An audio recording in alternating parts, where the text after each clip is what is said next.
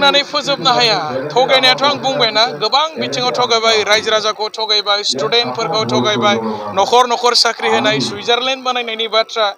जेरावबो बिथांमोना माने रायजोफोरखौ थगायनानै परिबर्तननि मुङाव भट लाबाय आरो रायजोफ्राबो सानदोंमोन 2020 सननि 27 तारिख जानुवारियाव बिटिआर सुक्ति जाबाय किन्तु बेनि गेजेरजों गोबां डेभेलपमेन्ट जागोन नामा रायजोफोरनाव मोनसे सोंनाय फैदोंमोन आरो किन्तु दिनै फैयै फैयै उल्था मोनसे सावगारि नुबाय जे बिथांमोननि सुक्तिनि गेजेरजों बिटिसिआ दिनै उल्था माने थाखानाय जि पावार एन्ड फांसन बियो दिनै धंस जानायखौ नुनानै फिन बिपिएफ नांफिनगौ हाग्रामा महिलारि सारनि सरकार नांफिनगौ बे खोथाखौ मोनदांनानै दिनै सारा बिटिसिआवनो हाजार हाजार रायजोआ बिपिएफखौ हेफाजाब होनो थाखाय ओंखारबोदों आरोखि श्री समस्तियाव जोंहा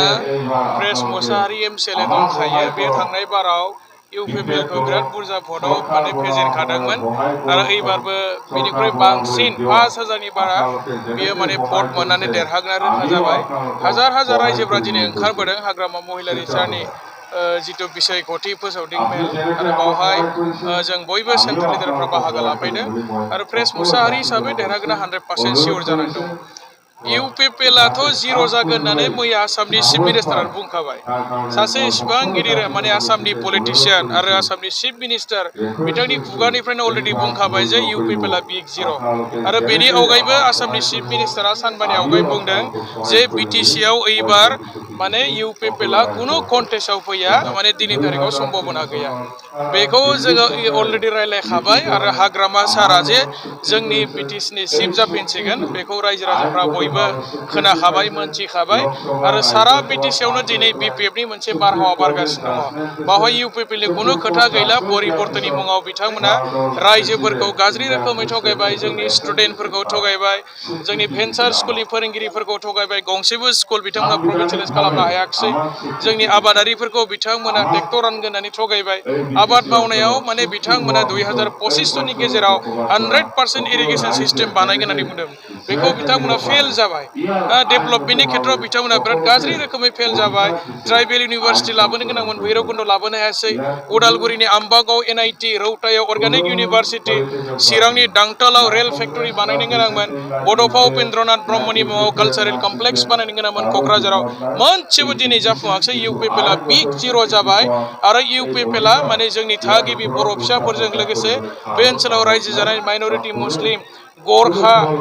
बा बेंगलि घोष राजबंसि गासैबो जाथिनि सायाव बिथांमोना माने इभेक्सन नटिस होबाय थायो किन्तु हानि पाट्टा होनायाव बिथांमोना फेल जाबाय जायनि कारनाव दिनै इउपिपिएलखौ रावबो फोथायला आरो दिनै हाग्रामा महिलारि सार नङाबा बिटिसिखौ सालायनो हाग्रा मानसि गैया बेखौ बयबो मोनदांबाय साकरि होनो हानायनि जि केपासिटि बेखौ बिथांमोना दिनै धंस खालामफैबाय थार्ड ग्रेड फर्थ ग्रेडखौ साख्रि होनानै जोंहा बिटिसिआ गोहो दङमोन बेखौ बिसोरो गथायबाय 16टा डिपार्टमेन्टखौ फाइनान्सियेल मनिटरिं एन्ड माने सुपारभिजन बे मोनब्रै डिस्ट्रिक्टनि माने डिसिफोरनो बिथांमोना थांनाय 2021 सननि आगस्टआव आसाम सरकारनो गथायफैदों माने पावारा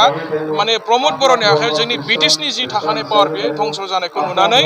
रायजोफ्रा दिनै गिखांना फैदों आरो हाग्रामा महिलारि सार नङाबा बिटिसिखौ रावबो सालायनो हाला बे खोथाखौ बयबो मोनदांबाय आरोखि बेथ' बिराद माने मिनिथावना खोथा प्रमद बर'आ बुंदोंमोन अन्थाइ देना जानाय जौ सेरेब फाननानै जानाय माने मैगं खानानै फाननानै जाग्रा ना साम' हमनानै जाग्रा माने थेला रिक्सा सालायग्रा गासिबो गरिब मानसिफोरनो बिथांमोना माने बेपार मावना जानो थाखाय 2 लाख थाखा होगोनदोंमोन आं दाख्लैबावै चिराङाव क'क्राझाराव गसाइगाव गोबां माने गरिब मानसिफोरखौ लोगो मोनदों रायलायदों सोंदों आदै मादै बिथांमोनाव किन्तु बिथांमोना प्रमद बर'आ जाबायदि माने खोथा होदोंमोन बेबायदि थाइसेबो फैसा बिथांमोना होनो हायाखै आरो बेनिखायनो प्रमद बर'नि बे 5 बोसोराव माने